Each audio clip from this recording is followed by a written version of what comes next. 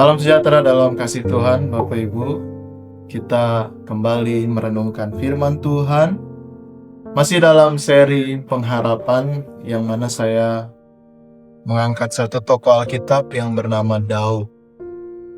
Kita sudah merenungkan di video-video sebelumnya bagaimana dia berharap kepada Tuhan meskipun disepelekan, bahkan disepelekan oleh keluarganya sendiri. Dan akhirnya Tuhan memilih dia menjadi raja. Kemudian dia berharap kepada Tuhan meskipun tidak berpengalaman dalam mengalahkan Goliat. Ada cerita-cerita dari Raja Daud ini yang sangat memberkati saya dan akan kita renungkan bersama. Yang selanjutnya, Bapak Ibu, Daud ini berharap kepada Tuhan meskipun sudah berpengalaman. Kalau yang tadi, dia berharap kepada Tuhan, maksud saya kalau video sebelumnya, dia berharap kepada Tuhan ketika dia tidak berpengalaman, belum berpengalaman. Tetapi saat ini kita mau merenungkan bagaimana dia tetap berharap kepada Tuhan meskipun dia sudah berpengalaman. Ayat-ayat ini sudah sering saya bawakan di gereja dalam khotbah, tapi tidak mengapa kita akan merenungkan kembali. Dalam 2 Samuel pasal yang kelima, Bapak Ibu bisa baca dari ayat 17 sampai ayat 25. Tapi saya hanya baca beberapa ayat saja. Untuk sebagai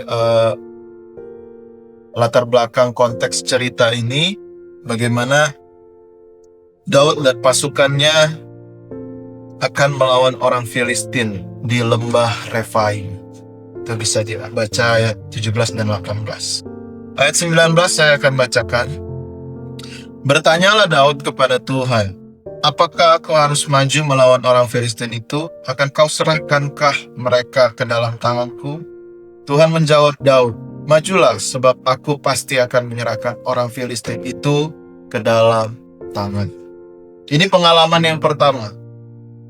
Kita sering dengar juga khotbah dari Bapak Gembala di mana dikatakan musuhnya sama, tempatnya sama. Beberapa hari kemudian muncul ayatnya yang ke 22-23 saya bacakan. Ketika orang Filistin maju sekali lagi dan memencar di lembah Refaim, jadi musuhnya sama, tempatnya juga sama. Ayat 23. Maka bertanyalah Daud kepada Tuhan, dan ia menjawab, janganlah maju, tetapi buatlah gerakan lingkaran sampai ke belakang mereka, sehingga engkau dapat menyerang mereka dari jurusan pohon-pohon kertau. Dan kita tahu, akhir dari kisah ini, Daud dan pasukannya mengalami 2 kali kemenangan di tempat yang sama, musuh yang sama. Artinya apa? Mereka sebenarnya sudah berpengalaman. Tapi di pengalaman yang pertama, Raja Daud tanya kepada Tuhan, berkomunikasi, berharap kepada Tuhan.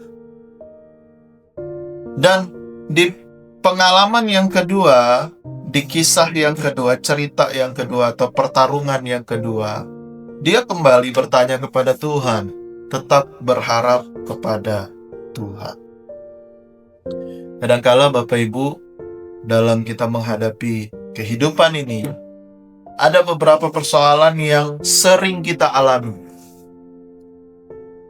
sering kita hadapi.